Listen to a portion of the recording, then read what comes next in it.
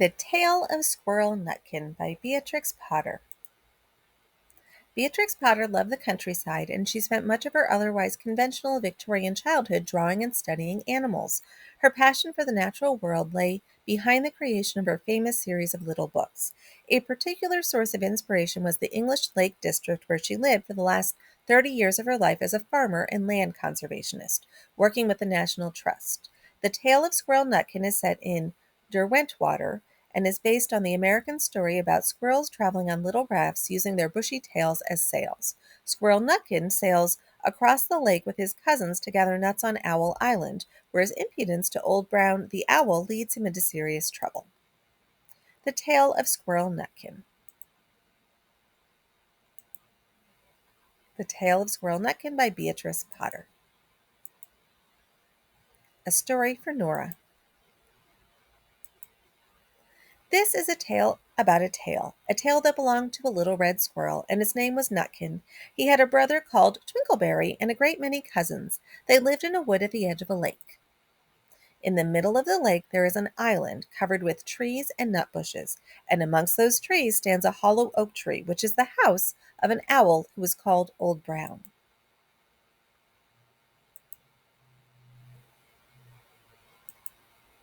One autumn, when the nuts were ripe and the leaves on the hazel bushes were golden and green, Nutkin and Twinkleberry and all the other little squirrels came out of the wood and down to the edge of the lake.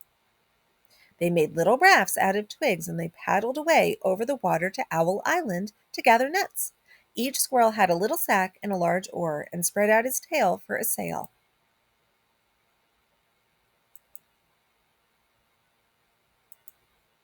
They also took with them an offering of 3 fat mice as a present for Old Brown, and put them down upon his doorstep. Then Twinkleberry and the other little squirrels each made a low bow and said politely, "Old Mr. Brown, will you favor us with permission to gather nuts upon your island?" But Nutkin was excessively impertinent in his manners. He bobbed up and down like a little red cherry, singing, riddle me, rot tot tote, a little wee man in a red, red coat, a staff in his hand and a stone in his throat. If you'll tell me this riddle, I'll give you a groat. Now this riddle is as old as the hills. Mr. Brown paid no attention whatever to Nutkin. He shut his eyes obstinately and went to sleep.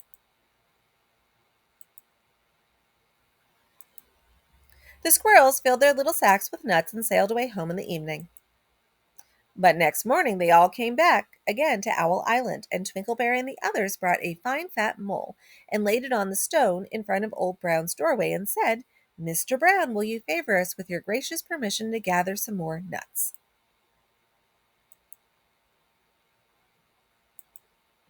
But Nutkin, who had no respect, began to dance up and down, tickling old Mr. Brown with a nettle and singing, "Old Mr. B, riddle me ree.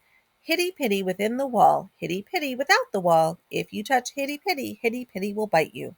Mr. Brown woke up suddenly and carried the mole into his house. He shut the door in Nutkin's face. Presently a little thread of blue smoke from a wood fire came up the top of the tree, and Nutkin peeped through the keyhole and sang, "A house full, a hole full, and you cannot gather a bowlful." The squirrels searched for nuts all over the island and filled their little sacks, but Nutkin gathered oak apples, yellow and scarlet, and sat upon a beech stump playing marbles and watching the door of old Mr. Brown. On the third day the squirrels got up very early and went fishing. They caught 7 fat minnows as a present for Old Brown. They paddled over the lake and landed under a crooked chestnut tree on Owl Island.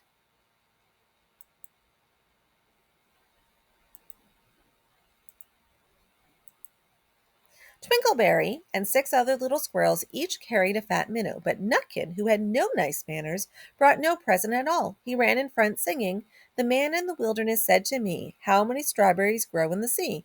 I answered him as I thought good, 'As many red herrings as grow in the wood.'" But old Mr. Brown took no interest in riddles, not even when the answer was provided for him. On the fourth day the squirrels brought a present of 6 fat beetles, which were as good as plums and plum pudding for Old Brown. Each beetle was wrapped up carefully in a dock leaf fastened with a pine needle pin. But Nutkin sang as rudely as ever, "Old Mr. B, riddle me ree, flower of England, fruit of Spain, met together in a shower of rain.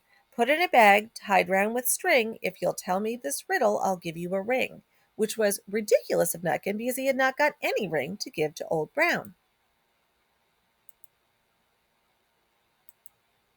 The other squirrels hunted up and down the nut bushes, but Nutkin gathered robin's pincushions off a briar bush and stuck them full of pine needle pins.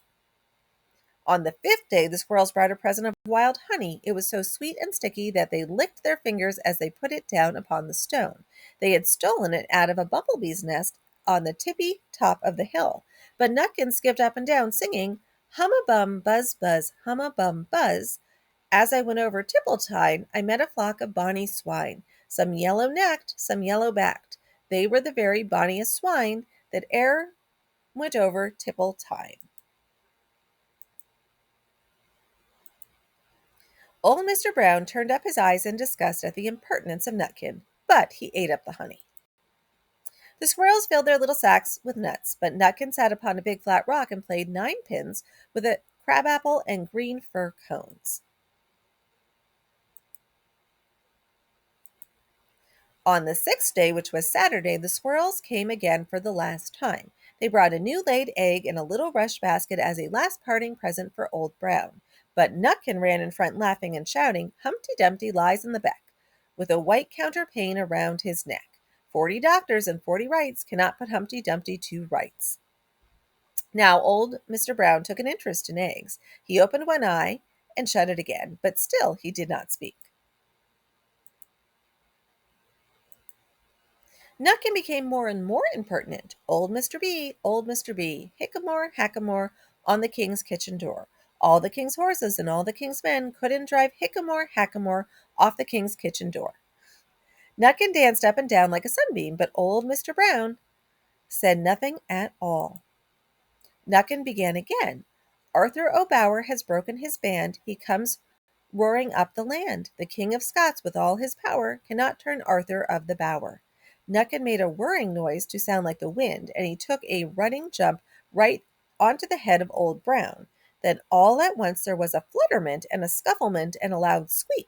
The other squirrels scuttered away into the bushes. When they came back very cautiously, peeping round the tree, there was Old Brown sitting on his doorstep, quite still, with his eyes closed, as if nothing had happened, but Nutkin was in his waistcoat pocket. This looks like the end of the story, but it isn't. Old Brown carried Nutkin into his house and held him up by the tail, intending to skin him, but Nutkin pulled so very hard that his tail broke in two, and he dashed up the staircase and escaped out the attic window. Ooh, he has no tail now. And to this day, if you meet Nutkin up a tree and ask him a riddle, he will throw sticks at you and stamp his feet and scold and shout, "Cut, cut, kirk." The end. And these are the other original Peter Rabbit books because Beatrix Potter wrote Peter Rabbit. So she has The Tale of Peter Rabbit, The Tale of Squirrel Nutkin that we just read, The Tale of Gloucester, The Tale of Benjamin Bunny, The Tale of Two Bad Mice, The Tale of Mr. Tiggy Winkle, The Tale of Mr. Jeremy Fisher, The Tale of Tom Kitten, The Tale of Jemima Puddle Duck, The Tale of the Flopsy Bunnies, The Tale of Mrs. Tittlemouse, and The Tale of Timmy Tiptoes. So it looks like there are 12 stories listed here, and we just read the second picture.